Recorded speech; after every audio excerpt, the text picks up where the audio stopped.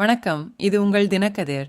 கோவை மற்றும் பெங்களூருவில் நடந்த பெரிய குண்டுவெடிப்புகளில் தொடர்புடையதாக நீண்ட காலமாக தேடப்பட்டு வந்த 3 பயங்கரவாத சந்தேக நபர்களை கைது செய்வதாக தமிழ்நாடு காவல்துறை இயக்குநர் சங்கர் ஜிவால் வெள்ளிக்கிழமை அறிவித்தார். இந்த கைதுகள் 2 தசாப்தங்களாக பழமையான வழக்குகளில் 1998 கோவை தொடர் குண்டுவெடிப்பு மற்றும் 2013 மல்லேஸ்வரம் குண்டுவெடிப்பு ஒரு பெரிய திருப்புமுனையை குறிக்கின்றன. மேலும் அவை தமிழ்நாடு பயங்கரவாத எதிர்ப்பு படை தலைமையிலான ஒருங்கிணைந்த பல மாநில முயற்சியின் விளைவாகும். அபுபக்கர் சித்திக், முகமது அலி மற்றும் சாதிக் என்ற டேலர் ராஜா ஆகிய 3 சந்தேக நபர்களும் கிட்டத்தட்ட 30 ஆண்டுகள் தலைமறைவாக இருந்த பிறகு கைது செய்யப்பட்டனர். கோவை குண்டுவெடிப்புகளில் 58 பேர் கொல்லப்பட்டனர் மற்றும் 250க்கும் மேற்பட்டோர் காயமடைந்தனர். இது தமிழ்நாட்டின் வரலாற்றில் மிக மோசமான பயங்கரவாத தாக்குதல்களில் ஒன்றாகும். இந்த மூவரும் பல தசாப்தங்களாக காவல்துறை கண்காணிப்பு பட்டியலில் இருந்தனர்.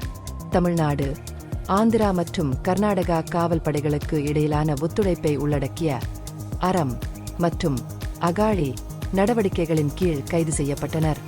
ஆந்திராவின் கடப்பா மாவட்டத்தில் சித்திக் மற்றும் அலி கைது செய்யப்பட்டனர். அதே நேரத்தில் சாதிக் கர்நாடகாவின் விஜயபுராவில் கண்டுபிடிக்கப்பட்டு கைது செய்யப்பட்டார். டிஜிபி ஜிவால் ஏடிஎஸின் தொழில்முறையை பாராட்டினார்.